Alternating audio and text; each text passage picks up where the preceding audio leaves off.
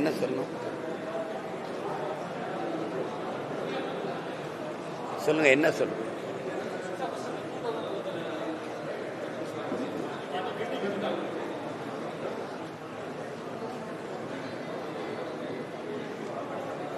கூட்டம் நாங்கள் 26 தேர்தலை எதிர்கொள்வதற்கான முன் தயாரிப்பு ஒவ்வொரு மாவட்டமாக சந்தித்து பேசிட்டு வரோம்.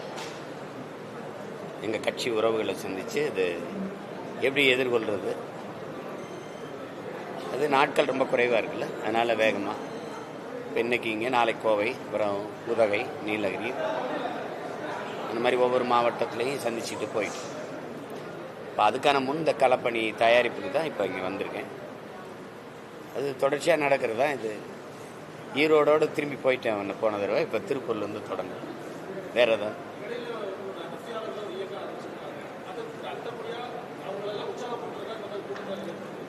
அது ரொம்ப நாளாக நான் செஞ்சிட்டு அதிருப்தியாளர்கள் ஒன்றிணைதல எங்களுக்கு திருப்தி தான். எங்களுக்கு திருப்தி தான், அதில் ஒன்றும் இல்லை.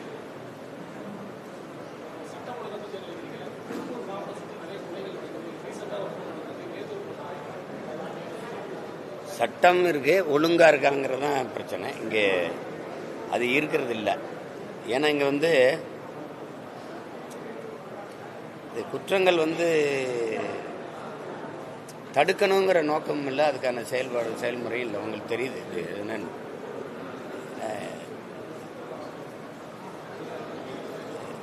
பாடம் நடத்திக்கிட்டு இருக்கிற ஆசிரியை போய் குத்தி கொள்றாங்க, நீதிமன்ற வாசலில் வழக்கறிஞரை விட்டுறாங்க. இது எல்லாமே தொடர்ச்சியாக நடக்குது. இப்போ அது ஒன்றும் நீங்கள் கேள்வி கேட்குற அளவுக்கு இருக்குது சட்டமும் ஒழுங்கும். இவ்வளோ பெரிய கட்டமைப்பு, சீமான் யாரோட பேசுகிறாரு, அவர் எங்கே போகிறாரு, இவர் முகநூலில் என்ன பதிவு போடுறாரு, இதையெல்லாம் கண்காணிக்கிற முடிகிற அரசியல். இப்போ நான் யாரோட பேசுகிறேங்கிறது எல்லாரும் பதிவு பண்ணுறாங்க, நீங்கள் பேசுகிறது இல்லை. இவ்வளவு வலுவான கட்டமைப்பு வச்சிருக்கிற ஒரு இது இந்த மாதிரி ஒரு கொலைக்கான திட்டமிடல், அது முன் தயாரிப்பு, அதெல்லாம் நடக்கும்போது கண்டு உணர்ந்து அதை தடுக்க முடியலையா? ஒரு கொடுமை தான்.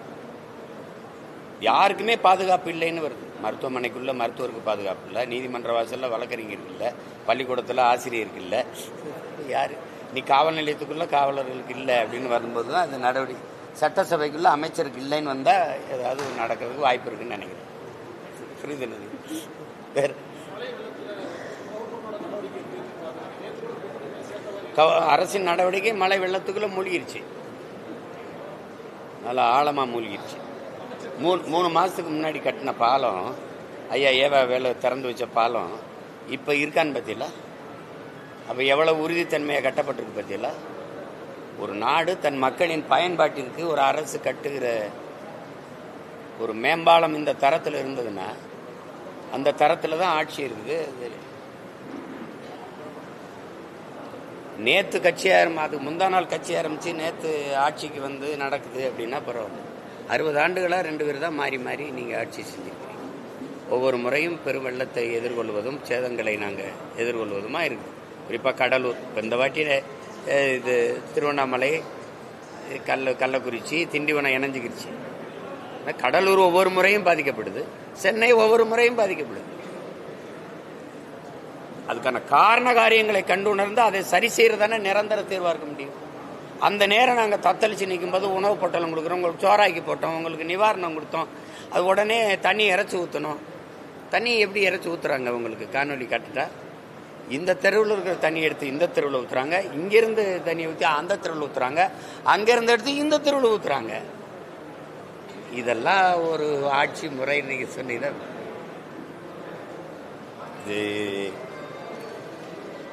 நம்மளை நாமே வெக்கி தலை குனிஞ்சு நடக்கணும். இப்படிப்பட்ட ஒரு ஆட்சியாளர்கள்ட்ட சிக்கி கொண்டு வாழ்கிற நிலைமைக்கு நம்ம இருக்கிறோமேங்கிறது ஒரு பெருத்த அவமானம் தான்.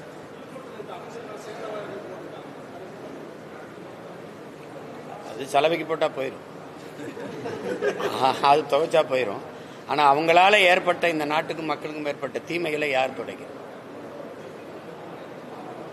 சொல்லுங்க, நீங்க சொல்லுங்க. மண்ணை மக்களை பேரன்பு கொண்டு காதலிக்காதவன்ட்ட ஆட்சி போகக்கூடாது. ஒரு பெண்ணை தன் உயிருக்கு மேலாக நேசிக்கிறவனுக்கு கட்டி கொடுத்தா தாங்க அந்த பொண்ணை வச்சு ஒழுங்காக வாழ்வான். ஊதாரி பயல்களுக்கு கேவலம் கட்டவன், கேடு கட்டவன், குடியாரன், சூதாடி கட்டி கொடுத்தா எப்படி இருக்கும்? அந்த கதை தான் இது. 60 ஆண்டுகளாக என் மண்ணை மண்ணுனா என்னன்னே தெரியல. தாய்ப்பாலும் தண்ணீரும் உங்களுக்கு மலிவாக கிடைக்கிறனால இந்த மண்ணை எவனும் மதிக்கிறது இல்லைன்னு ஐயா வைரமுத்து அவர்கள் எழுதின கவிதையை தான் சொல்ல வேண்டியது. அவனுக்கு அது அருமை புரியல. காலுக்கு கீழே மிதிபடுறதுனாலே இந்த மண்ணை அவனுக்கு சாதாரணமாக பட்டுருச்சு. இது மண்ணா? தாயின் மடி இல்லையா?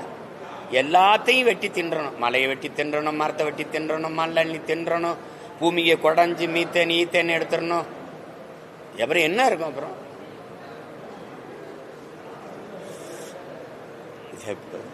ஏதோ சரி பிறந்துட்டோம், விட்டுட்டு போக முடியல, போராடிட்டு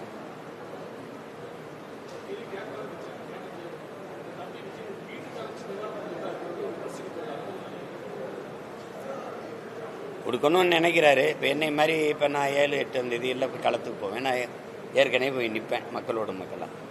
அவரால் போய் அப்படி நிற்க முடியாது, பிரச்சனை இருக்குல்ல. அவர் போய் அங்கே நின்னா பாதிக்கப்பட்ட மக்களின் கூட்டத்தை விட அவரை பார்க்கணுங்கிற கூட்டம் அதிகமாக வந்துடும்.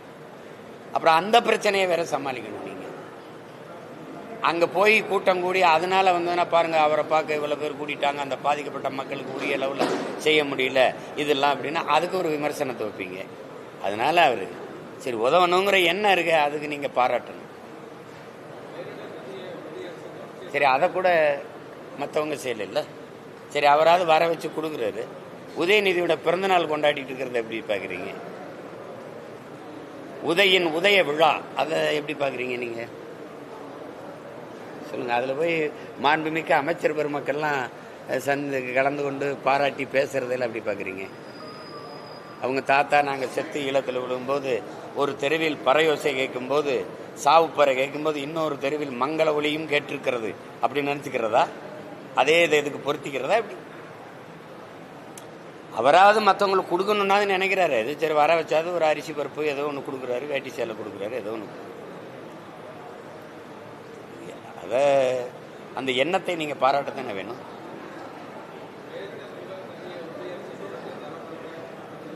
நீங்கள் ஒன்றிய அரசுக்கு ஏன் வரி கொடுக்குறீங்க?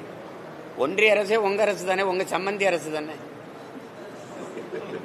நீங்கள் பாட்டுக்கு போகிறீங்க, பார்க்குறீங்க, தேநீர் சாப்பிட்றீங்க, காலையில் மகன் சந்திக்கிறீங்க, மாலையில் அப்பா சந்திக்கிறாரு, முதலமைச்சர் சந்திக்கிறாரு, விளையாட்டுத்துறை அமைச்சர், இப்போ துணை முதல்வர் வேற. நீங்கள் தான் எந்த நேரம் பார்க்க முடியுது, பேச முடியுது. வாங்க சதுரங்க போட்டினா வர்றாரு, வாங்க கேலோ இந்தியானா வர்றாரு. அவரோட தான் நீங்கள் ரொம்ப சாதாரணமாக பொண்ணு எடுத்த சம்மந்தி குடும்பம் மாதிரி பேசிக்கிறீங்க. அதை பேசி எங்களுக்கு உரிய நிவாரணத்தை வாங்கி தர வேண்டியது தானே. பேரிடர் காலங்களில் உனக்கு உரிய நிதியை தரமாட்டேங்கிறான்ல, நீ எதுக்கு வரி கட்டுற? ஒரு கேள்வி நீங்க சொல்லுங்க. இந்தியாவை ஆண்டு கொண்டிருக்கிற இந்த இந்திய ஒன்றிய அரசுகள் இருக்குல்ல, இது காங்கிரஸ் அரசு, பாரதிய ஜனதா, காசு ஏது? மத்திய அரசு நிதின்னு ஒண்ணு சொல்றாங்கல்ல, அந்த நிதி ஏது? இந்த மத்திய அரசுக்குன்னு வருவாய் பெருக்கத்துக்கு என்று எதுவும் இருக்கா? தொழில் இருக்கா? இல்ல ஏதாவது இருக்கா? மாநில அரசுகள் கொடுக்கிற நிதி தானே. முதல் இடத்துல மகாராஷ்டிரா, 2வது இடத்துல இருக்கிறவன் இந்தியாவில் நான் தானே. எனக்கு இந்த புயலை தானே நீங்க சொல்றீங்க. பெஞ்சாலோ ஏதோ ஒரு புயல் வந்திருக்கு சாகுனா அதில் கொடுக்கு. தானேக்கு, ஓகிக்கு எதுக்கு கொடுத்துருக்கீங்க? ஏன் அப்ப நீங்க கொடுக்குற? தர முடியாது போ அப்படின்னு சொன்னா நீ என்ன பண்ணுவ? அடுத்த நாள் அமலாக்கத்துறை ரைடு வரும், உள்ளதுக்கு போடுவான். அதுதானே பயந்துக்கு கிடக்குற. என்ன ரைடு போடுவ நீங்க? இது மட்டுமா பாரபட்சம்ங்கிறது? இது மட்டுமா?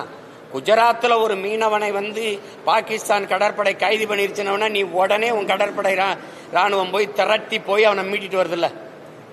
850 பேரை சுட்டிருக்கான்ல எங்களை இதே இந்திய கடலுக்குள்ள. எத்தனை பேரை கைது பண்ணி உள்ள போட்டிருக்கான்? படகை பறிச்சிருக்கான், வலையை கிழிச்சிருக்கான், சிறை பிடிச்சிருக்கான், சித்திரவதை பண்ணிருக்கான். ஒரு தடவை கூட இப்படி வெட்டி பிடிச்சு தடுக்கல எங்களை. என்னை நீ வச்சிருக்கிறதே என் நிலத்தின் வளத்துக்கும் என் வரிக்கும். கடைசி நேரத்தில் 5 வருஷத்துக்கு ஒரு தடவை போடுற வாக்குக்கு. வேற என் வாழ்க்கை பற்றி கவலை இருக்கா? என் உணர்வை பற்றி, என் உயிரை பற்றி, என் உரிமையை பற்றி, என் ஓட்டை பற்றி தான் உனக்கு கவலை இருக்கு. இதை பத்தி கவலை இருக்கா? அப்ப எதிர்த்து என்ன சண்டை போட்டிருக்கீங்க நீங்க? பேரிடர் காலங்களில் என் மக்கள் சிக்கி தவிக்கும் போது எனக்கு உதவுவதற்கு நீ பணம் தர மாட்ட. அந்த மக்களின் காசுல தான் உனக்கு வரி வருது. தர முடியாதுன்னு சொல்றதுக்கு எவ்வளவு நேரம் ஆகும்? வெள்ளக்காரங்காலத்துல தான் வரிகொடா இயக்கமா? இந்த கொள்ளக்காரங்காலத்துல போராட முடியாது, தர முடியாது, உன்னால முடிஞ்சதை பாருன்னு சொன்னா. மத்திய அரசு ஃபண்டு, மத்திய அரசு சென்ட்ரல் கவர்மெண்ட் ஃபண்டு, உனக்கு ஏது ஃபண்டு? இங்க வா மண்டு, உனக்கு ஏது ஃபண்டு சொல்லு. மாநிலங்கள் நாங்க கொடுக்கிற காசு தான், அதை வாங்கி வச்சுக்குவாங்க.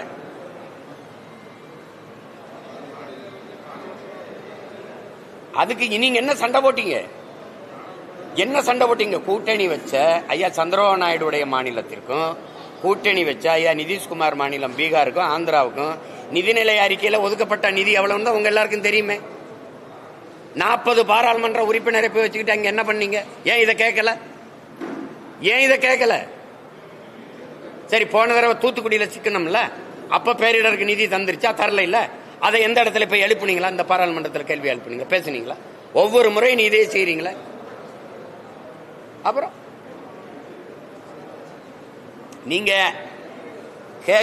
கேட்க வேண்டியவங்கிட்ட விட்டுட்டு பாவம் இந்த திருப்பூர்ல சிக்கிட்டான் சீமான் வச்சுட்டு என்னைய போட்டு சொல்லிட்டு கூடாது, புரியுதா? நானும் உங்களோட கூட்டத்தோட கூட்டமா இருந்தா அழுகிற ஆள் தான், என்கிட்ட ஒன்றும் இல்லை. அது ஆனா என்ன பண்றது, பாவப்பட்ட மக்கள் கூட்டத்தில் நான் ஒருத்தர் நான் நின்று அழுகலாம். அதுதான் நம்ம செய்ய முடியுது, வேற என்ன செய்ய முடியுது சொல்லுங்க?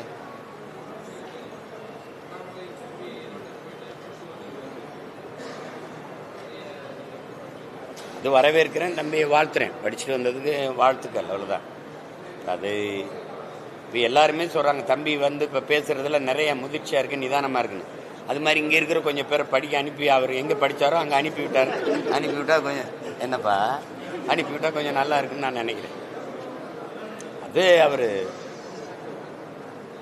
தேடல் அவசியம். ஒரு புதிதாக ஒன்றை தெரிந்து கொள்வோம், கற்றுக்கொள்வோம்னு நினைக்கிறத வந்து அது குறை சொல்ல முடியாது. அவர் கற்றுக்கு வந்ததுல மகிழ்ச்சி தான்.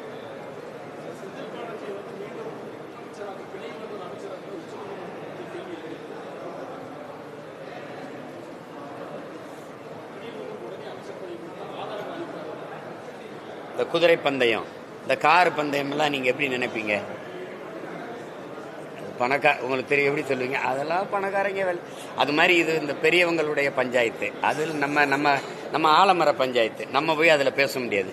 இப்போ இதெல்லாம் வந்து இவ்வளவு நாள் என்ன பண்ணுச்சு? அவங்க பேசி தானே வெளியில் எடுத்துட்டு வந்தாங்க. இப்பதான் அவர் மந்திரியானது தெரியுமா என்ன? அவங்க சொல்லுங்க, நீங்க சொல்லுங்க. நீங்க இங்கே ஐயா பொன்முடியுடைய பதவியை ஒரு நீதிமன்றம் பறிக்கும். ஒரு 3-4 மாசம் கழிச்சு திருப்பி அதே வழக்கு, ஒரே நாடு, ஒரு இன்னொரு நீதிமன்றத்துக்கு போனோம்னா இல்ல அதெல்லாம் ஒரு மந்திரியா இருக்கலாம்னு. இது மாதிரி உலகத்துல ஒரு நாடும் சட்டமும் நீதியும் நீங்க எங்க பாத்திருக்கீங்களா? ஒரு வழக்குக்கு 3 நீதி இருக்கும். கீழமை நீதிமன்றம் குற்றம்னு சொல்லும், இந்த உயர் நீதிமன்றம் விடுதலைன்னு சொல்லும், அப்புறம் உச்ச நீதிமன்றத்துக்கு போனீங்கன்னா அது குற்றம்னு சொல்லும். அம்மையார் ஜெயலலிதா வழக்குல என்ன நடந்ததுன்னு உங்களுக்கு தெரியுமில்ல ஒவ்வொன்றும். அது மாதிரிதான் இது. அது பெரியவங்க விளையாட்டு, அதுல நாங்க சின்ன பிள்ளைய வேடிக்கை தான் பார்க்க முடியும். சரி, விளையாடுங்க, மகிழ்ச்சி.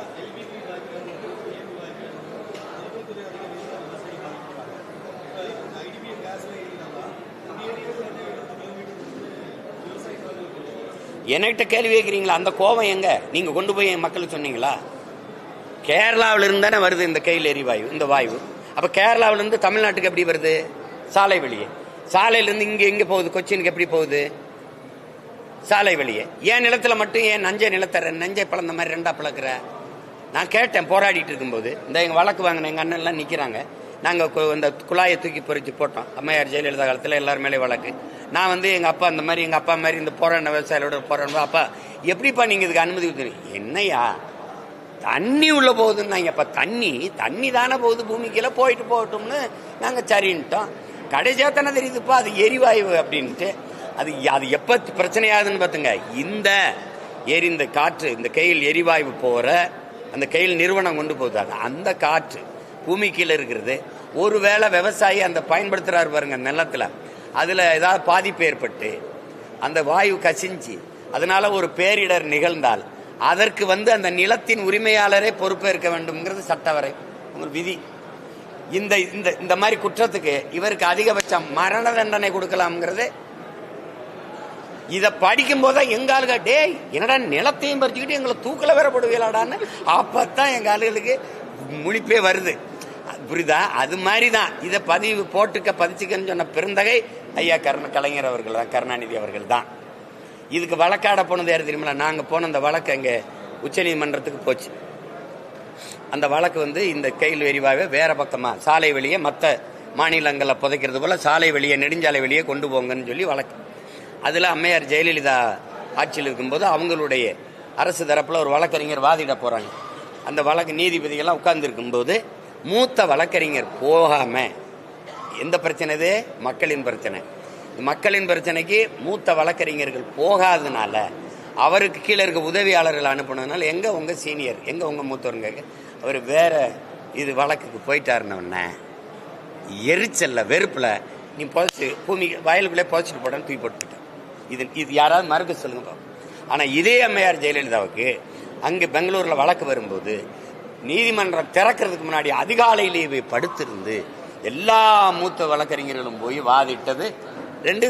அப்போ தனக்கு ஒன்று பிரச்சனைனா மக்களுக்கு ஒரு பிரச்சனைனா பாரபட்சமா அணுகிற ஆட்சியாளர்களை வச்சுக்கிட்டு நீங்க எப்படி சரி பண்ணுவீங்க? எப்படி சரி பண்ணுவீங்க?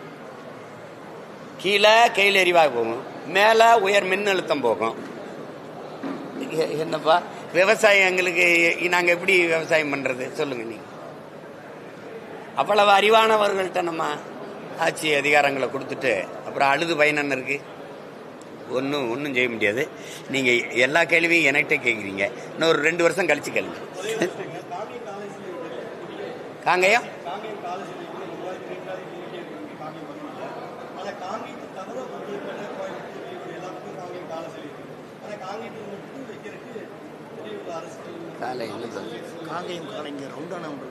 சிலையா சிலை வைக்கணும். முதல்ல ஒரு தனியார் செய்ய இருந்த பொண்ணு இந்த கோரிக்கை இருந்துட்டு அரசு அனுமதி தனியார் செய்ய இருக்கிற போது அது முன்னெடுத்த இருந்தவர். ஆனால் நிறைவேற்ற முடியல. என்ன இருக்கு?